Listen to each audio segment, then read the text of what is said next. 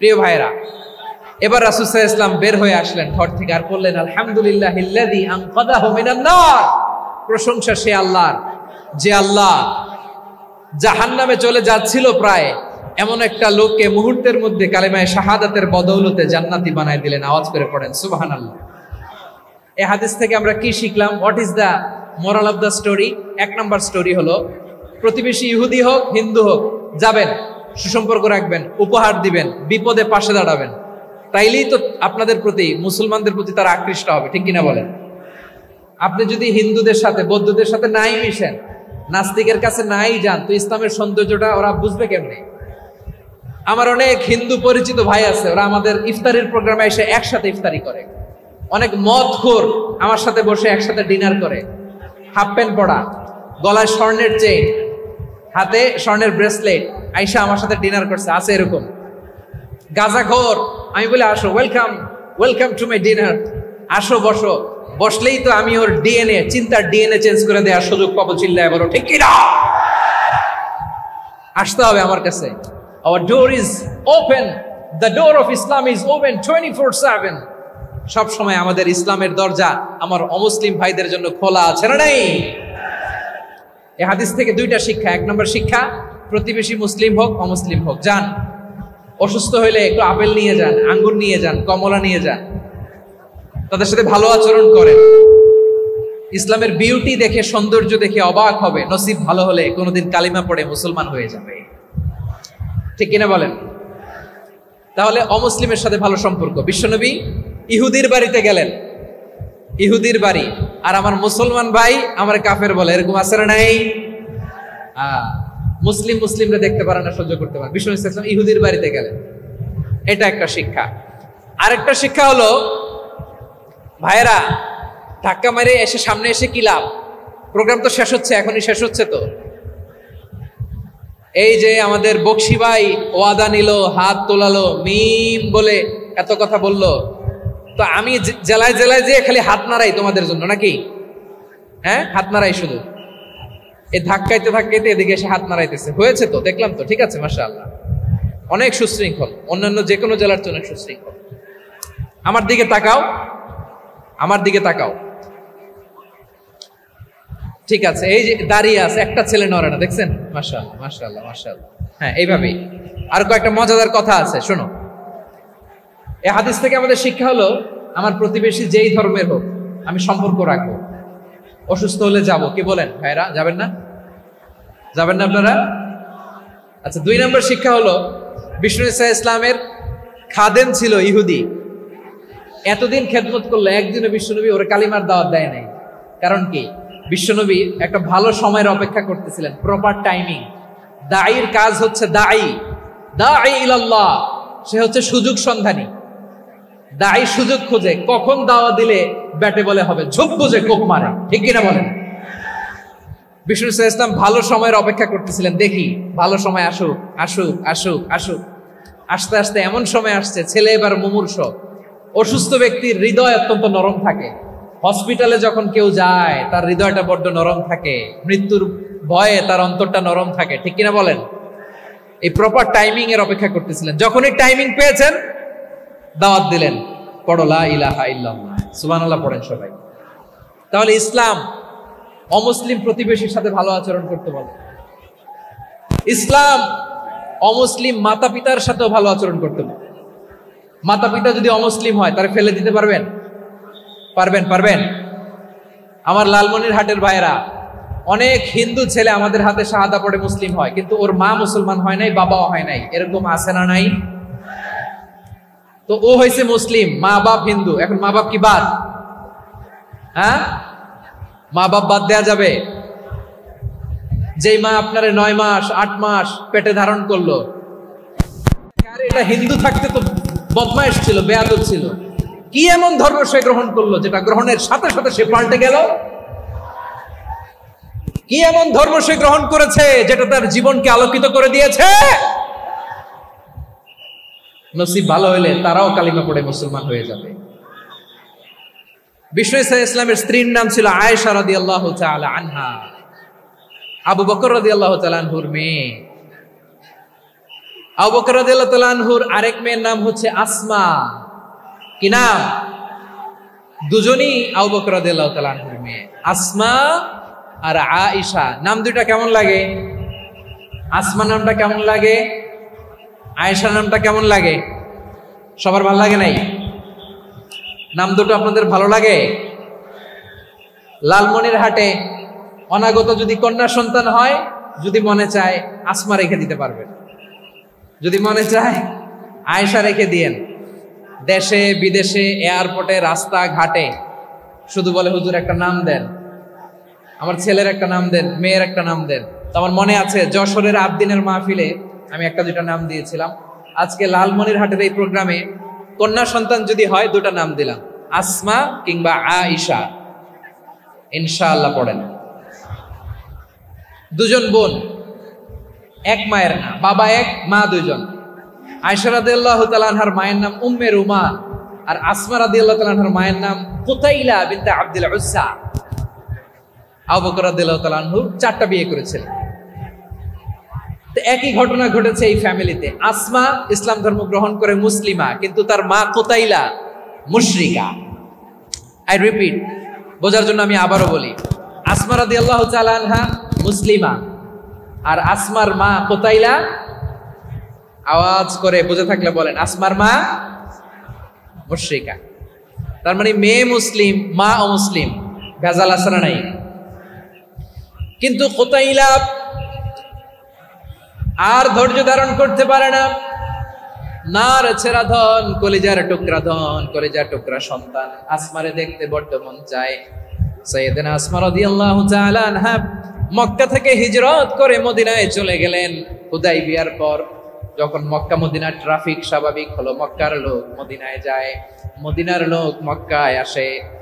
কুতাইলা কলিজার টুকরা সন্তান আসমারে দেখার জন্য কিছু উপহার নিয়ে বিশাল মরুপথ পাড়ি দিয়ে মক্কা থেকে মদিনায় যায়। সুবহানাল্লাহ বলেন। এখন মা আসছে মেয়ের সাথে দেখা করতে, মেয়ে তো আর দেখা দেয় না। মেয়ে ভাবছে আমার মা তো মুশরিকা, অপবিত্রা, তার সাথে কি দেখা দেয়া যাবে? বিশ্বনবীর দরবারে চলে গেলেন।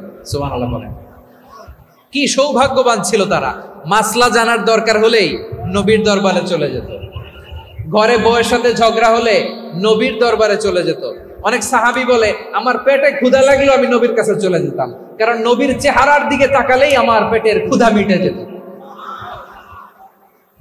সাইয়েদনা আসমা রাদিয়াল্লাহু তাআলা আনহা বিশ্বনবীর কাছে চলে গেলেন, যে বললেন ইয়া রাসূলুল্লাহ ইয়া হাবিবাল্লাহ ইন্না উম্মি কাদিমাতুন ইলাইয়া ওয়া হিয়া রাগিবা। আমার মা মক্কা থেকে অনেক দূর মরুর পথ পাড়ি দিয়ে উপহার সামগ্রী নিয়ে মদিনায় আমার সাথে দেখা করতে এসেছে গো নবী। আমার জানতে বড্ড ইচ্ছে হয় আমি আমার মুশরিকা মায়ের সাথে একটু দেখা করতে পারবো কিনা। আফা আসিলুহা, আগে যেমনি আমি আমার মায়ের সাথে ভালো আচরণ করতাম, যেমনি আমি আমার মায়ের সাথে সদাচরণ করতাম গো নবী, এখন আমি মুসলিমা, মা মুশরিকা, এখনো কি আগের মতো সদাচরণ করতে পারবো নাকি? বিশ্বনবী বললেন নাম সিলিহা, হ্যাঁ রে আসমা, অবশ্যই অবশ্যই, আগে ঠিক যেমন তুমি তোমার মায়ের সাথে ভালো আচরণ করতে, এখনো তেমনি আগের মতো ভালো আচরণ করবা। আওয়াজ করে পড়েন সুবহানাল্লাহ। কি ইসলাম আমরা পেয়েছি! কত ব্রড মাইন্ডেড আমাদের ইসলাম, কত ওপেন মাইন্ডেড ইসলাম, কত ওপেন আপ করতে পারে, চিন্তা করতে পারে। বিষ্ণু বললেন হ্যাঁ অবশ্যই, নাম সুলিহা, আগে যেমনি ভালো আচরণ করছো আসমা, এখন ওইরকমই করো, পারলে আরো বাড়াই করো। সুবহানাল্লাহ বলেন। তাহলে আমার যে হিন্দু ভাইয়েরা, হিন্দু বোনেরা, ইমানের বদৌলতে দৌলতে আপনি ধন্য হয়েছেন, আপনার আম্মা আব্বা এখনো মুসলমান হয় নাই, তাদের জন্য দোয়া করেন, তাদের জন্য দোয়া করেন, আল্লাহ যেন তাদেরকেও ইমানের দৌলত দান করে। আমরা সবাই পড়ি আমিন, আরো জোরে পড়েন আমিন। এখন বলেন, ইসলাম কি ন্যারো মাইন্ডেড রিলিজিয়ান না ব্রড মাইন্ডেড? লালমনিরহাটের যুবক ভাইরা আওয়াজ করো, ইসলাম কি ন্যারো মাইন্ডেড না ব্রড মাইন্ডেড? কতটা ব্রড মাইন্ডেড দেখেন। বিশ্বনবী সাল্লাল্লাহু আলাইহি সাল্লাম অমুসলিমরা যদি নবীকে উপহার দিত, ওই উপহারও বিশ্বনবী গ্রহণ করতেন। সুবহানাল্লাহ পড়েন। আপনার অমুসলিম বন্ধু যদি উপহার দেয়, সেটাও আপনি নিতে পারবেন, যেটা নেওয়া জায়েজ। কিন্তু আপনার বন্ধু যদি আপনার মদের বোতল দেয়, নিতে পারবেন? হ্যাঁ, মদের বোতল দিলে পারবেন। আপনার বন্ধু যদি আপনার পর্ক দেয়, পর্ক শুকরের গোশত মিশ্রিত কোনো খাবার, ওটা নিতে পারবেন না। হালাল যে কোনো জিনিস নিতে পারবেন। বিশ্বনবী সাল্লাল্লাহু আলাইহি ওয়াসাল্লাম অমুসলিমদের দেয়া হাদিয়া গ্রহণ করতেন। কেমন নবী ছিলেন? আমার নবীরে চিনে নেন, আমার নবীর অ্যাটিটিউড জেনে নেন। বিশ্বনবী সাল্লাল্লাহু আলাইহি ওয়াসাল্লাম যখন কোনো জনপদে যেতেন 3টা অপশন নিয়ে যেতেন। প্রিয় ভাইয়ের আওয়াজ করে বলতে হবে, কোন জনপদে গেলে আমার নবীর অপশন থাকতো কয়টা? আমার মতো 3 আঙ্গুল উঁচু করে দেখান আর বলুন, আমার নবী কোন জনপদে গেলে কয়টা অপশন নিয়ে যেতেন? 1 নাম্বার অপশন আসলিম তাসলাম। নতুন এলাকায় গেলে বলতেন আসলিম তাসলাম, ইসলাম ধর্ম গ্রহণ করো, শান্তিতে থাকবা, আমার ভাই হয়ে যাবে, আমরা ভাই ভাই। ইসলাম মানো, আমরা ভাই ভাই। অপশন নাম্বার কত? 1। যদি বলে না ইসলাম মানবো না, ওকে, অপশন নাম্বার 2, মুসলিম হওয়ার দরকার নাই, লা ইকরাহা ফিদ্দিন, ইসলামে কোনো বাড়াবাড়ি নাই। খ্রিস্টান আছো থাকো, বৌদ্ধ আছো থাকো, ইহুদি থাকতে চাও থাকো, কিন্তু আমরা যেহেতু রিজিওনাল সুপার পাওয়ার, আমাদের আন্ডারে থাকো, ট্যাক্স দিয়া থাকো, এটার বলে জিজিয়া। আলেম যারা আছেন বুঝবেন এটার আরবিতে কি বলে? জিজিয়া। You pay us the tax, we will give you the security. তোমরা ট্যাক্স দিবা, আমরা সিকিউরিটি দিব, আমাদের আওতায় থাকবা, কেউ তোমাদেরকে আক্রমণ করতে পারবে না, আমরা নিরাপত্তা দিব। সুবহানাল্লাহ বলেন। এটা অপশন নাম্বার কত? আচ্ছা, বুঝে থাকলে বলেন 1 নাম্বার অপশন কি ছিল? ইসলাম। ইসলাম মানব, শান্তিতে থাকবা, ভাই ভাই, আমরা ভাই ভাই। অপশন নাম্বার 2, ট্যাক্স দাও, আমরা নিরাপত্তা দিব, মুসলিম হওয়া লাগবে না। এখন 1 নাম্বারও মানে না, 2 নাম্বারও মানে না, মুসলিম হবো না, ভালো, খ্রিস্টান থাকো, ট্যাক্স দাও, আমরা সিকিউরিটি দিব না, এটাও মানি না। বিষ্ণুই বলেন, তাহলে তলোয়ার আমাদের আর তোমাদের মাঝে ফয়সালা করবে। মুসলিমও হবা না, ট্যাক্স দিবা, নিরাপত্তা দিব, আমরা সুপার পাওয়ার, আমাদের আন্ডারে থাকবে, এইটাও না। তাহলে তোমাদেরকে তো আমরা বিশ্বাস করতে পারি না, কখন না কখন বিশ্বাসঘাতকতা করো, কার সাথে মিলে হাত মিলাও, তলোয়ার আমাদের মাঝে ফয়সালা করবে। তখন তিনি জেহাদের সশস্ত্র সংগ্রামের ঘোষণা দিতেন। সুবহানাল্লাহ পড়েন। দেখেন, পশ্চিমারা জেহাদকে এইভাবে চিত্রায়িত করে না। ওরা জেহাদ বলতে বুঝায় তলোয়ার, হাত কাটো, গলা কাটো, না। জেহাদ সশস্ত্র সংগ্রাম 3 নম্বরে। অধিকাংশ ক্ষেত্রেই বিশ্বনবীর সুন্দর আচরণ দেখে, আরে আমার নবীর যে নুরানি চেহারা, অনেকে তো কেবল সিরেফ চেহারাটা দেখেই কালিমা পড়ে মুসলমান হয়ে গিয়েছে। যারা মুসলিম হয় নাই তারা তাদের ইসলামেই বলবৎ ছিল, ট্যাক্স দিয়ে ইসলামের আন্ডারে ছিল। যারা এটাও মানে নাই ওইটাও মানে নাই, তাদের বিরুদ্ধে জেহাদ। বিষ্ণু ইসলাম 7ম হিজরিতে যখন খায়বার বিজয়ের পরে ইসলাম রিজিওনাল সুপার পাওয়ার হিসেবে আত্মপ্রকাশ করলো, বিশ্বনবী চিঠি লিখলেন অন্যান্য সুপার পাওয়ারের কাছে, রাষ্ট্রীয় চিঠি লেখে এক রাষ্ট্রপ্রধান আরেক রাষ্ট্রপ্রধানের কাছে। ঠিক কিনা বলেন? জানেন না আপনারা? এই যে 24-এর ছাত্র নাগরিক অভ্যুত্থানে, এই অভ্যুত্থান যখন শুরু হয়, আমি তখন সাউথ আফ্রিকাতে একটা স্ট্যাটাস দিয়েছিলাম, কোটা নয় গোটা দেশ সংস্কার করা লাগবে। শুধু বাংলাদেশ নয়, সারা বিশ্বের বাংলা ভাষাভাষী লোকেরা এই আন্দোলনের সাথে সমর্থন তারা করেছে, এটাকে সাপোর্ট করেছে, তারা সমর্থন দিয়েছে। আমাদের ইউনাইটেড আরব আমিরাতের বাংলাদেশি ভাইয়েরা তারা সেখানে রাস্তায় নেমে এসেছিল, জানেন?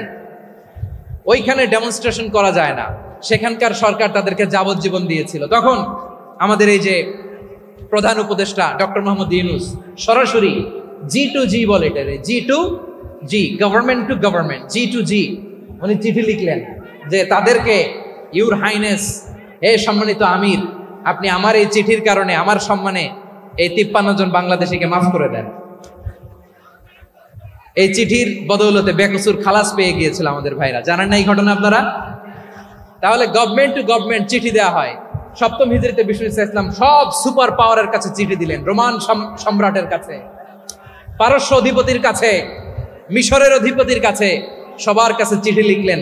চিঠির ভাষা ছিল এরকম, মিন মুহাম্মাদিন রাসূলিল্লাহ ইলা মুকাওকিস আযীমিল কিবত, মুহাম্মদ রাসূলুল্লাহর পক্ষ থেকে মিশরের বাদশার কাছে, আসলিম তাসলাম, ইসলাম মানো, শান্তিতে থাকবা, সালামুন আলা মান ইত্তাবাআল হুদা, শান্তি তার জন্য যে হেদায়েতের অনুসরণ করে। সুবহানাল্লাহ পড়েন।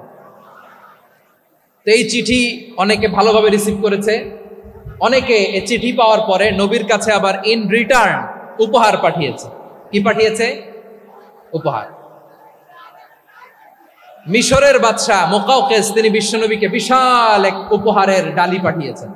মিশরের বাদশাহ মুকাউকেস ছিলেন ধর্মে খ্রিস্টান। লালমনিরহাটের ভাইয়েরা আওয়াজ করে বলেন, মিশরের বাদশাহ ধর্মে কি ছিল? খ্রিস্টান। কি উপহার দিয়েছিল আমার নবীকে? শুনতে মনে চায়? আওয়াজ নাই লালমনিরহাটের গলায়। শুনতে মনে যায়? 1000 স্বর্ণ মুদ্রা। 1000 স্বর্ণ মুদ্রা। 2টা খ্রিস্টান দাসী, একজনের নাম মারিয়া বিনতে শামউন আল কিবতিয়া, আরেকজনের নাম সিরিন বিনতে শামউন আল কিবতিয়া। একজন খ্রিস্টান দাস 20 থান কাপড় জামা বানানোর জন্য, আমরা নবী যেন সেলাই করে জামা বানাতে পারে এজন্য 20 থান কাপড়, 20 থান ফাইন গার্মেন্ট। সুবহানাল্লাহ পড়বেন না? এরপরে একটা গাধা যেটার নাম ছিল উফাইর, আর একটা খচ্চর এটার নাম ছিল দুলদুল। খচ্চর চিনেন? গাধা আর ঘোড়ার ক্রসিং এ যে প্রাণীটা দুনিয়াতে আসে ওটার খচ্চর বলে। তো এই যে সুপার পাওয়ার খ্রিস্টান বাদশার কাছে নবী চিঠি লিখলেন, ওই খ্রিস্টান বাদশা আমার নবীকে উপহার দিল। বিশ্বনবী এই উপহারগুলো সানন্দে গ্রহণ করেছে। সুবহানাল্লাহ পড়বেন না? তাহলে অমুসলিম কেউ যদি আপনাকে উপহার দেয়, হালাল উপহার হলে আপনি গ্রহণ করতে পারবেন। অনুরূপভাবে পারস্যের বাদশা রোম সম্রাট বিশ্বনবীকে উপহার পাঠিয়েছেন। আমার নবী সবগুলো উপহার গিফট গ্রহণ করেছেন। সুবহানাল্লাহ বলেন। তাহলে প্রিয় লালমনিরহাট আওয়াজ করে বলুন, ইসলাম কি ন্যারো মাইন্ডেড রিলিজিয়ন না ব্রড মাইন্ডেড?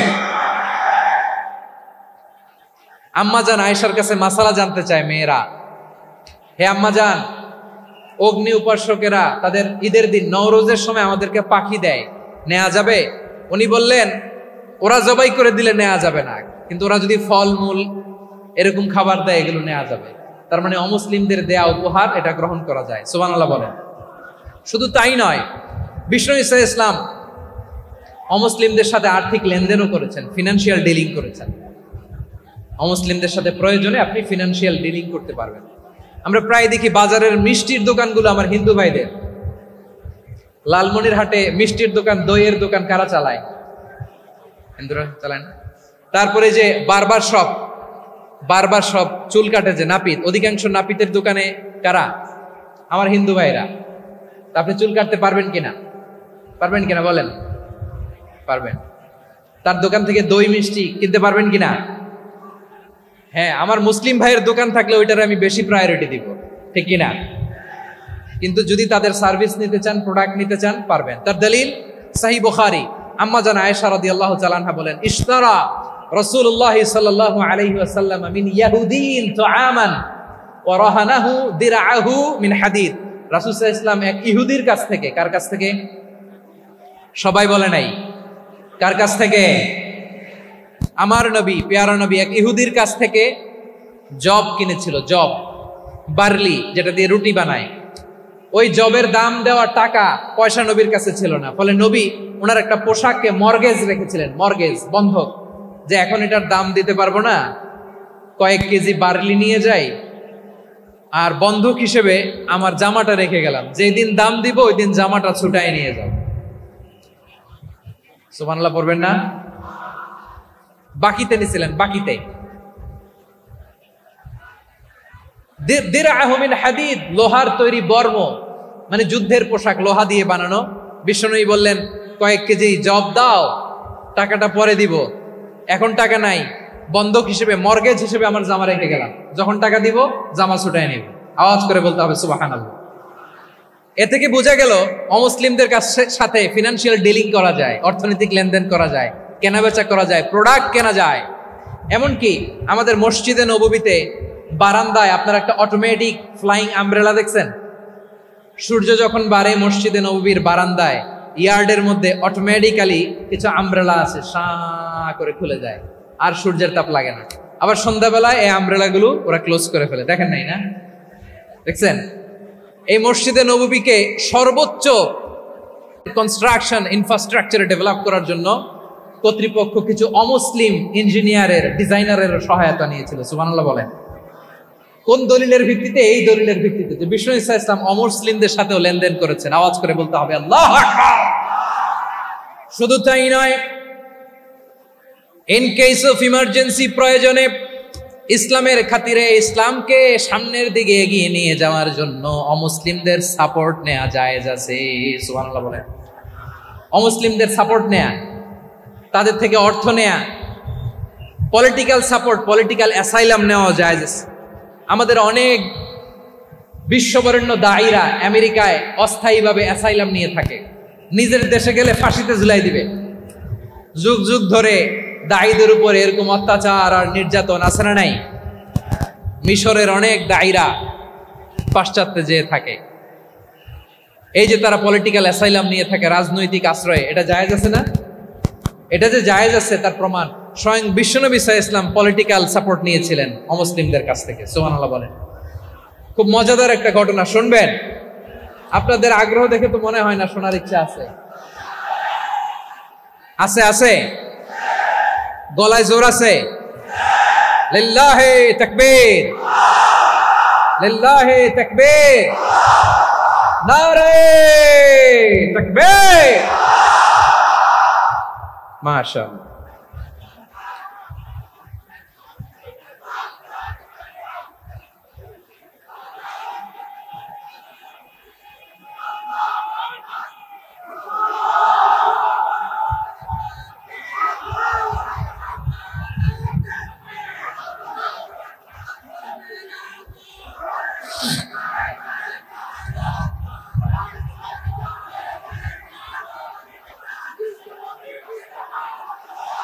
মাশাআল্লাহ মাশাআল্লাহ।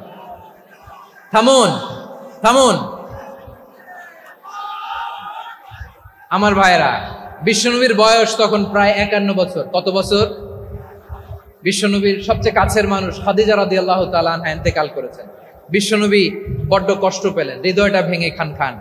যিনি ঘরের ভেতরে বিশ্বনবীকে সান্ত্বনা দিতেন, ভালোবাসা দিতেন, বাইরে গেলে কুরাইশরা বকাঝকা করে, অত্যাচার করে, কিন্তু আম্মাজান খাদিজা রাদিয়াল্লাহু তাআলা আনহা ঘরটারে এমন শান্তির নীড় বানায় রেখেছেন, এই ঘরের ভিতরে ঢুকলে বিশ্বনবীর কলিজাটা ঠান্ডা হয়ে যেত। এজন্য রব্বুল আলামিন বলেন, খাদিজা, ও আমার বান্দি খাদিজা, জান্নাতে এমন স্পেশাল একটা ঘর আমি তোমার জন্য রেডি করে রেখেছি। ওই ঘরের মধ্যে কোনো আওয়াজ নাই, ওই ঘরের মধ্যে কোনো নয়েজ নাই, ওই ঘরে কোনো বিশৃঙ্খলা নাই। কারণ মক্কার জমিনে আমার নবী কুরাইশদের বিশৃঙ্খলা, নয়েজ আর ঝামেলাগুলোকে উপেক্ষা করে যখন তোমার ঘরের ভিতরে ঢুকতো, ঘরটারে তুমি শান্তির নীড়, ঠান্ডা, নীরব, নিস্তব্ধ, নিঝুম আর শান্তির নীড় বানিয়ে রেখেছো। এজন্য জান্নাতে স্পেশাল একটা শান্তির নীড় আমি তোমারে উপহার দেব। ওই প্রিয়তমা স্ত্রী খাদিজা ইন্তেকাল করলেন, বিশ্বনবীর হৃদয় ভেঙে খান খান। আবার ওনার চাচা আবু তালেব ইন্তেকাল করলেন, যিনি পলিটিক্যাল শেল্টার দিতেন নবীকে। কে দিতেন? আবু তালেবের ভয়ে, বিশ্বনবীর এই চাচার ভয়ে কোনো মুশরিক নবীর গায়ে হাত দেওয়ার সাহস পায় নাই। এখন স্ত্রীও নাই, চাচাও নাই, নবীকে আশ্রয় দেওয়ার কেউ নাই। নবীর চারদিকে অন্ধকার। নবী এখন কই যাবেন? আমার পেয়ারা নবী নতুন স্টেশন খুঁজতেছেন, নতুন দাওয়াতি প্ল্যাটফর্ম খুঁজতেছেন। তিনি যায়েদ বিন হারেসা রাদিয়াল্লাহু তাআলা আনহুকে নিয়ে মক্কার পাশের একটা নেইবরিং সিটি তায়েফে চলে গেলেন। কোথায় চলে গেলেন? লালমনিরহাটের ভাইয়ের আওয়াজ করে বলেন, কোথায় গেলেন?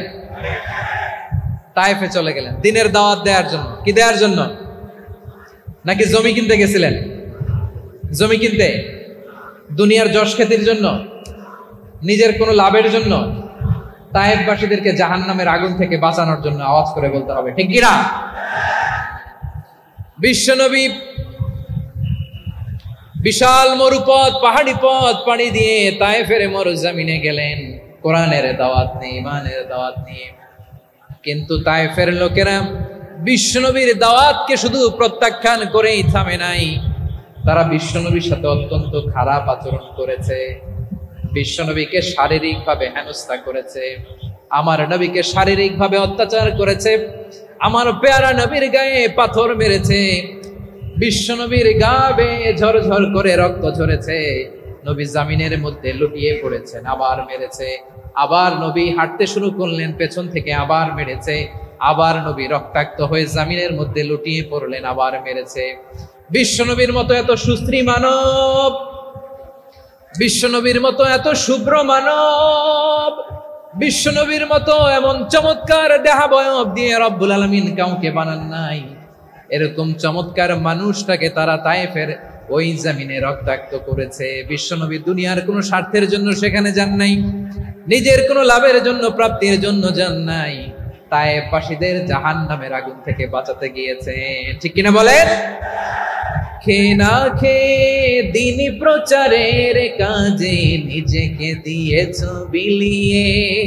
তায়েফের কাফিরেরা চিনল না সে আলো, দুষ্ট ছেলেদের পিছু দিল লেলিয়ে। পাথরের আঘাতে ক্ষত বিক্ষত হয়ে সারা শরীর থেকে রক্ত ঝরে। হে রাসূল তোমাকে ভুলি আমি কেমন করে, হে রাসূল তোমাকে ভুলি আমি কেমন করে। পারেন না আপনারা? ধরুন আমার সাথে। হাজার ব্যথা বেদনার পরে ফিরে আসনি তুমি আপন ঘরে। দিনের আলো তুমি ছড়িয়ে দিতে চলে গেলে মদিনায় মক্কা ছেড়ে। হে রাসূল তোমাকে ভুলি আমি কেমন করে, হে রাসূল তোমাকে ভুলি আমি কেমন করে। ঠিক কিনা বলে? প্রিয় ভাইরা, তায়েফের ছেলেরা নবীকে রক্তাক্ত করলো। আমার নবী কই যাবে? কই যাবে? মক্কায় জায়গা নাই, তায়েফে জায়গা নাই। তায়েফ থেকে ভারাক্রান্ত মন নিয়ে আমার নবী মক্কায় ফিরে আসলেন। বিশ্ব নবী মক্কায় ঢুকতে পারেন না। মক্কার মরুভূমির দিকে তাকিয়ে, উপত্যকার দিকে তাকিয়ে বিশ্বনবী ধা ধা করে কাঁদেন, ঝরঝর করে। নবীর চেহারা মোবারক থেকে চোখের পানিগুলো বেয়ে বেয়ে পড়ে। আমার জন্মস্থান, আমার শৈশব, কৈশোর, যৌবন কেটেছে এই মক্কায়। আমার এলাকায় আমি ঢুকতে পারি না। বিশ্বনবী মক্কার অনতি দূরে দাঁড়িয়ে জায়েদকে পাঠালেন, জায়েদ যাও দেখো কেউ আমাকে সাপোর্ট করার মতো আছে কিনা, যাও অমুকের কাছে যাও। জায়েদ গেলেন, তারাও প্রত্যাখ্যান করে ফিরিয়ে দেয়। বিশ্বনবী বললেন যাও অমুক লোকের কাছে যাও, তিনিও প্রত্যাখ্যান করে ফিরিয়ে দিলেন। কেউ বিশ্বনবীকে আশ্রয় দিতে রাজি হয় না। নিজ জন্মভূমিতে বিতাড়িত বিশ্বনবী, সর্বশেষ বিশ্বনবী বললেন যাও মুতঈম ইবনে আদির ঘরে যাও। মুতঈম ইবনে আদি মুশরিক, তার কাছে যাও। গেলেন, মুতঈম ইবনে আদি রাজি হয়ে গেল। সুবহানাল্লাহ বলেন। দেখেন, অনেক বিপদের সময়ও আমি নিজে সাক্ষী, সামাজিকভাবে, রাজনৈতিকভাবে কত ঝঞ্ঝা, কত ষড়যন্ত্র, কত কনস্পাইরেসি পাড়ি দিয়ে আমাদেরকে সামনে এগিয়ে যেতে হয়। এই শত্রুদের ভেতরেও একজনকে দাঁড় করিয়ে দেয় যে আল্লাহর কোরআনের জন্য রেডি হয়ে যায়। কোরআন সুবহানাল্লাহ। মুতঈম ইবনে আদি, আল্লাহ তার মনকে নরম করে দিলেন। মুতঈম বলে, মুহাম্মদ আমি তোমাকে আশ্রয় দিব। তার দুই ছেলেকে পাঠালেন, যাও খোলা তলোয়ার নিয়ে, স্কট দিয়ে, গার্ড অফ অনার দিয়ে মুহাম্মদকে মক্কায় ঢুকাও, আর বলো আমি আমান দেব। আমান কি দিব? আমান মানে সিকিউরিটি, নিরাপত্তা। সিকিউরিটি ছাড়া, আমান দেওয়া ছাড়া কেউ থাকতে পারতো না মক্কায়। দুই ছেলে বিষ্ণু ইসা ইসলামকে নিয়ে আসলো। নবী কাবার চারদিকে তাওয়াফ করলেন, নামাজ পড়লেন। আবু জাহেল, উতবা, শাইবা, ওয়ালিদ ইবনে মুগীরা সবাই দেখে, কেউ কিছু করতে পারে না। কারণ মুতঈম ইবনে আদি ঘোষণা দিয়েছেন আমি মুহাম্মদকে আমান দিয়েছি, মুহাম্মদের গায়ে যেন কেউ স্পর্শ না করে। আওয়াজ করে পড়েন সুবহানাল্লাহ। নবীর এই বিপদকালে মুহূর্তে মুতঈমের হৃদয়টারে নরম করে দিল কে? আচ্ছা, লালমনিরহাটের ভাইয়েরা বলেন, এই মুতঈম কি মুসলিম ছিল না মুশরিক? সবাই বলতে হবে মুসলিম না মুশরিক? তাহলে মুশরিকের কাছ থেকে নবী পলিটিক্যাল অ্যাসাইলাম, আধুনিক রাষ্ট্রবিজ্ঞানের ভাষায় পলিটিক্যাল অ্যাসাইলাম, যেটাকে বলে রাজনৈতিক আশ্রয়, ওনার আমান বা নিরাপত্তার এই ঘোষণায় তিনি মক্কায় ঢুকলেন। যতদিন নিরাপত্তা ছিল ছিলেন। মুতঈম যখন মারা গেল, বিষ্ণু ইসা ইসলাম হিজরত করে মদিনায় চলে গেলেন। সুবহানাল্লাহ। কিন্তু মুতঈম যে বিশ্বনবীর উপকার করছে এটা বিশ্বনবী ভুলে নাই। আমাদের অনেকে আছে উপকার করার পরে আর খেয়াল থাকে না, খাওয়ার পরে গলা দিয়ে নামলে আর খেয়াল থাকে না। এরকম আছে না নাই? আমার নবী বলে নাই, বদরের প্রান্তরে 70 জন কাফেরকে যখন বন্দী করে বিশ্বনবীর সামনে হাঁটু গেড়ে দাঁড় করানো হলো, বসানো হলো, 70 জন কাফের। কয়জন? বিশ্বনবী তাদের দিকে তাকিয়ে বললেন, সহিহ বুখারীর বর্ণনা, লাউ কানাল মুতঈম ইবনে আদি হাইয়ান সুম্মা কাল্লামানি হাউলাই নাতনা লা তারাকতুহুম লাহু। বদরের প্রান্তরে 70 জন বন্দী কাফিরের দিকে তাকিয়ে আমার নবী বললেন, আজকে মুতঈম ইবনে আদি যদি বেঁচে থাকতো আর তোমাদের 70 জনের ব্যাপারে যদি মুতঈম এক বাক্যে একটা সুপারিশ করত, তার সম্মানে আজকে তোদের সবাই আমি মাফ করে দিতাম। সুবহানাল্লাহ নাই? ওই যে চিল্লাচিল্লি যে কথা বোঝে নাই, কোন জিনিস মিস করছে ওরা নিজেরাও বোঝে নাই। বিশ্বনবী মুতঈমের এই সাহায্যের কথা বলে নাই।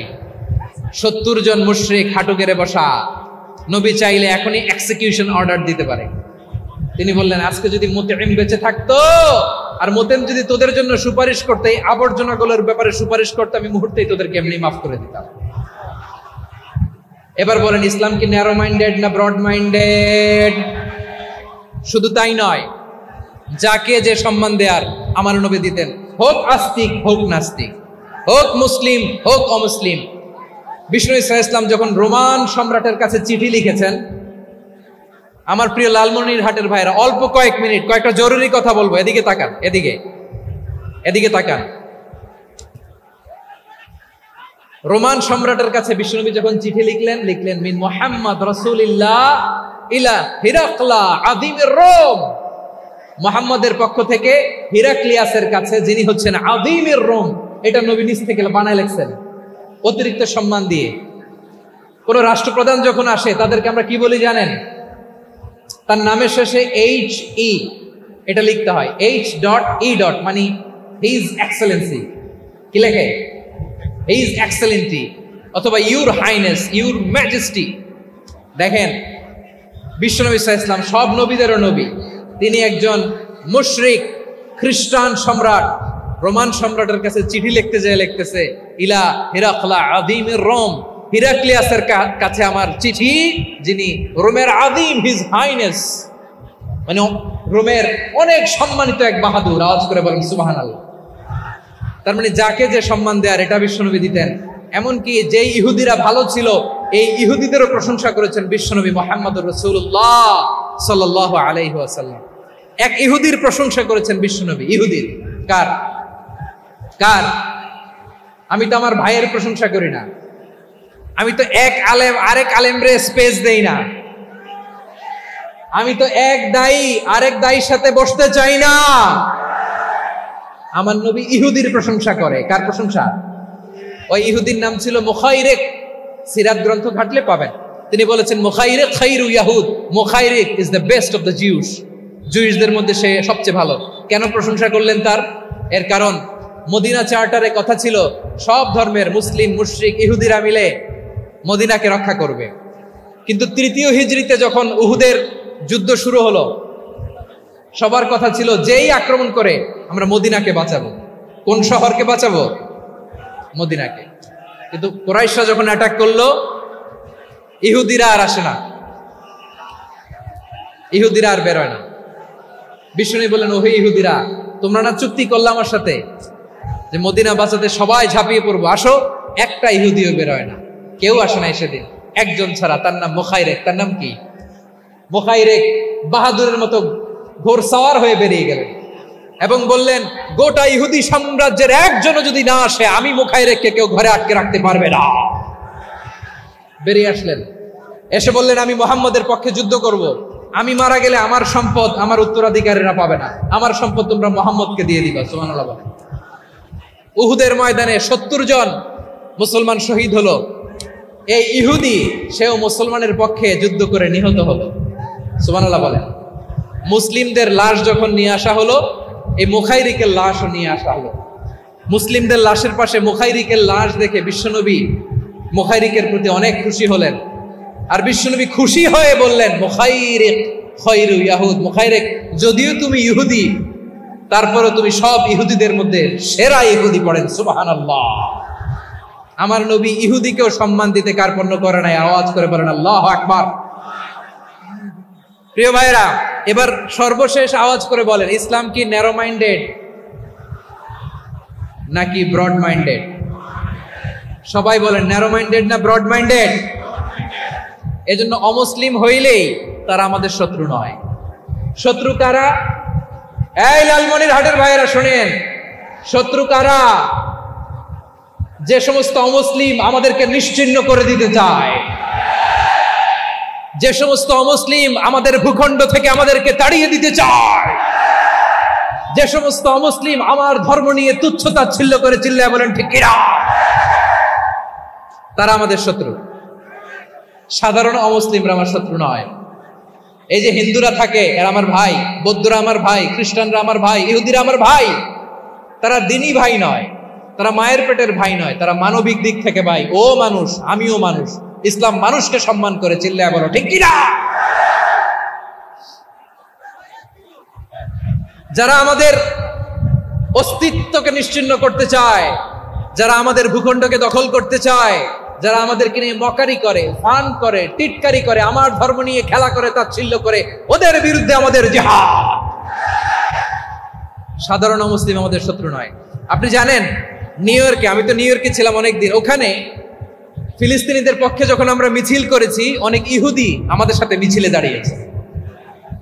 কারণ ওরাও জানে এই ভূখণ্ড ফিলিস্তিনিদের ভূখণ্ড। আওয়াজ করে বলো লালমনিরহাট ঠিক কিনা। ইসরায়েলের রাজধানী খোদ তেল আবিবে অনেক ইহুদিরা বেঞ্জামিন নেতানিয়াহু তার বিরুদ্ধে মিছিল করেছে। তো তারা কি আমাদের শত্রু? না। অনেক খ্রিস্টান আমাদের সাথে আমাদের স্বার্থ রক্ষায় আমাদের পাশে দাঁড়িয়েছে। খেয়াল রাখবেন, হিন্দু আর হিন্দুত্ববাদ এক নয়, ইহুদি ধর্ম আর জায়নিজম এক নয়। জায়নিজমের বিরুদ্ধে আমাদের সংগ্রাম, আমাদের জিহাদ। চিল্লায় বলেন ঠিক কিনা। এই যে ফিলিস্তিনের ভাইরা, তারা তাদের স্বাধীনতা সংগ্রামের জন্য লড়াই করছে, করে যাচ্ছে, আমরা এটাকে সমর্থন জানাই। চিল্লায় বলো ঠিক কিনা। কাশ্মীরের ভাইরা স্বাধীনতার জন্য সংগ্রাম করছে, আমরা সেই সংগ্রামকে সমর্থন জানাই। আওয়াজ করে বলো ঠিক কিনা। যারাই আমাদের ইসলামকে নিশ্চিহ্ন করতে চায় তাদের বিরুদ্ধে আমাদের সংগ্রাম। আওয়াজ করে বলতে হবে ঠিক কিনা। ওই সমস্ত দুর্বৃত্তদের সাথে আমাদের কোনো সম্পর্ক নাই। আমরা যদি ঐক্যবদ্ধ থাকতে পারি, ওই দুর্বৃত্তরা চান্স পাবে না। আমরা ঐক্যবদ্ধ থাকতে রাজি আছি। লালমনিরহাটের ভাইয়েরা, আমরা ঐক্যবদ্ধ থাকলে ওই দুর্বৃত্তদের কালো হাত ভেঙে দিতে আমাদের সময় লাগবে না। তাদের কালো হাত ভেঙে দিতে রাজি আছে মুসলমান? কারা কারা রাজি? দু হাত তুলে দেখাও।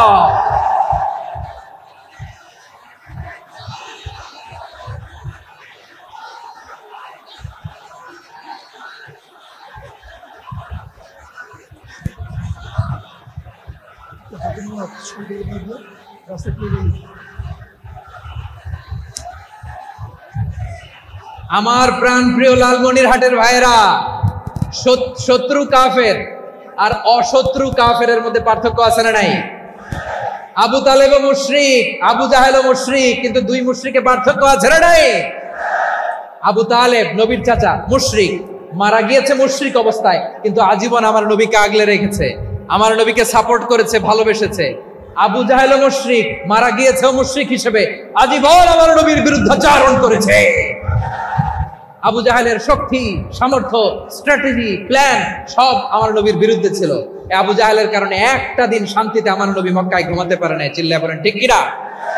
এজন্য রব্বুল আলামিন বলেন, লা ইয়ানহাকুমুল্লাহু আনিল্লাযীনা লাম ইউকাতিলুকুম ফিদ-দীন ওয়া লাম ইউখরিজুকুম মিন দিয়ারিকুম আন তাবাররুহুম ওয়া তুকসিতু ইলাইহিম ইন্নাল্লাহা ইউহিব্বুল মুকসিতিন।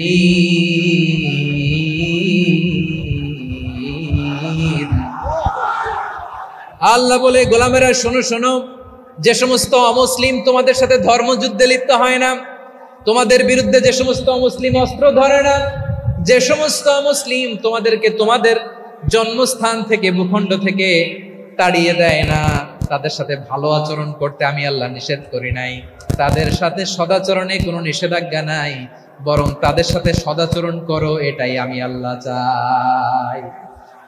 তাহলে আমার যে অমুসলিমরা আমাদের সাথে শত্রুতা করে না, তুচ্ছতাচ্ছিল্য করে না, আমাদের ভূমি থেকে আমাদেরকে উচ্ছেদ করতে চায় না, আমাদের বিরুদ্ধে অস্ত্র ধরে না, ওই অমুসলিম ভাইদের সাথে আমাদের কোনো দ্বন্দ্ব আছে?